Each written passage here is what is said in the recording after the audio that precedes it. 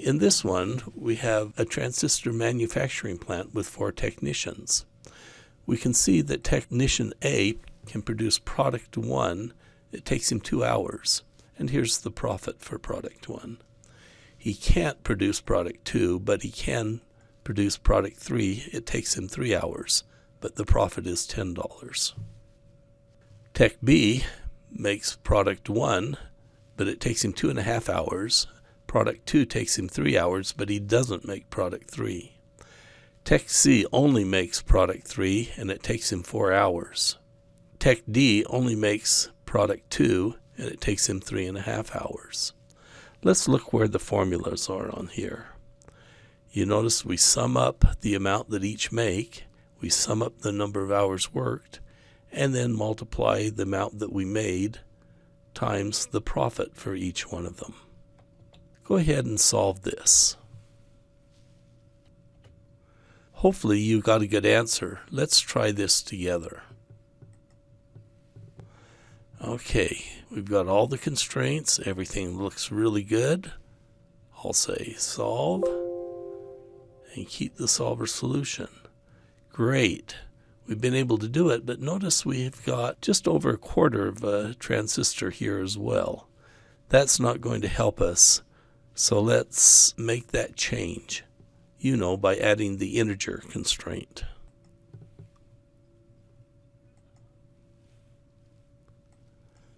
So all of the input cells in this case have to be integers.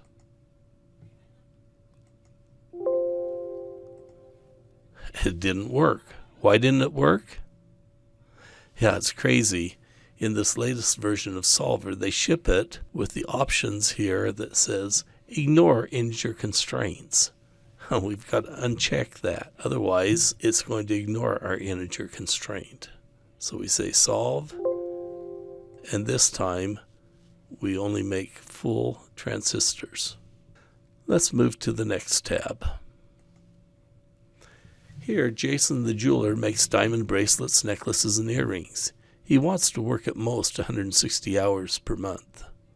He has 800 ounces of diamonds, and then you can see the profit for each of these, along with the hours and the ounces of diamonds required. How can he maximize his profits? Go ahead and input this value.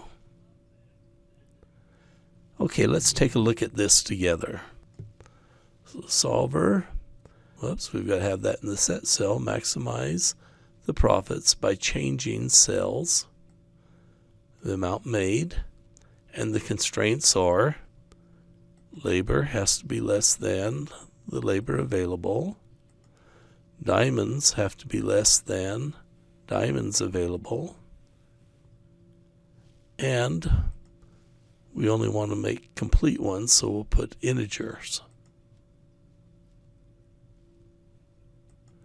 Okay, let's check here. And now we'll say solve. Notice we've got an exclamation mark. In fact, it's in red. That's better than it used to be. Many people click right through this, but it says the objective cell values do not converge. Why don't they converge? In previous versions of Solver, you would get negative bracelets, negative earrings, giving him more labor and ounces to produce more necklaces. In fact, it would be in the trillions of dollars before it quit. Jason, all by himself, could have solved the national debt. Let's go back and fix that. So, Solver, this time we'll say make unconstrained variables non-negative, and solve it. Much better. He's going to make 1,066 necklaces and 1 set of earrings, running out of diamonds and almost out of time. Let's try the shipping problem.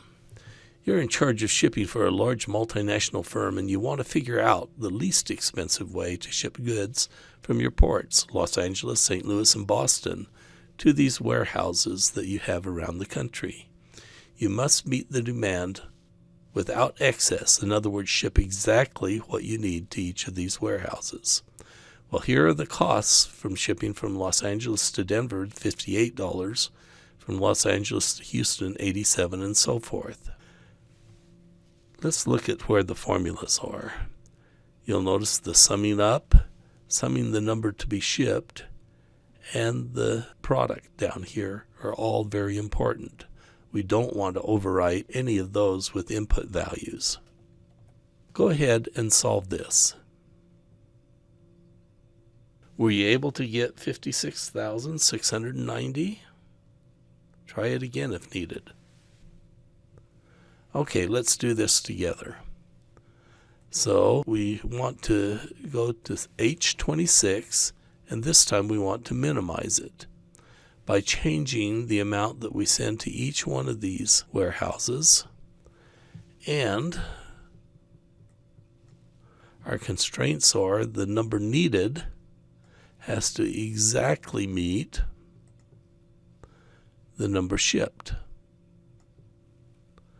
Also, we need to say that they can't ship more than they have. There's a couple of ways we can do this. We can say the total shipped has to be less than the starting inventory, or we can say the number remaining has to be greater than or equal to 0. And we only want to ship whole containers, so let's add one more constraint. Our inputs all have to be integer. We'll check our options. This time it's unchecked, so we're okay. And we'll say solve.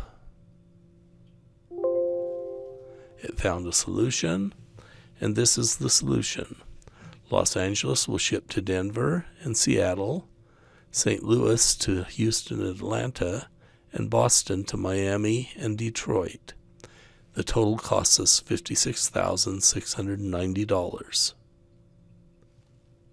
In this last solver problem, you were in charge of staffing a call center for a large airline. Each employee works 5 days straight and then has 2 off. The start days here vary from Sunday through Saturday. You would like to be as efficient as possible given your constraints, meaning you want to minimize the total staff needed. Go ahead and solve this problem. Okay, let's work it together. So, I want the staff needed down here to be minimized by changing the number starting on each one of these days. And my constraints are only whole people can work, so let's put that down as integers, and excess staff have to be greater than or equal to 0. Let's solve for this, and it found a result.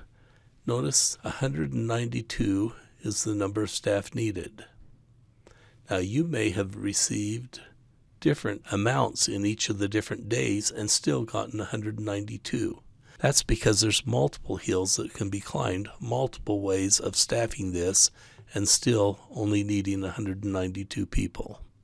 I enjoy using Solver to solve not only real-world problems, but also games and puzzles. I tried to use Solver to solve Sudoku puzzles because I very much enjoy those, but an earlier version of Solver wasn't strong enough. I haven't tried the current version of Solver to see if it would work. However, I did solve my Sudoku puzzle by using circular references, and it worked great. It solves a Sudoku puzzle, even a very tough one, immediately. I hope you enjoy solving problems using these new tools that you have available.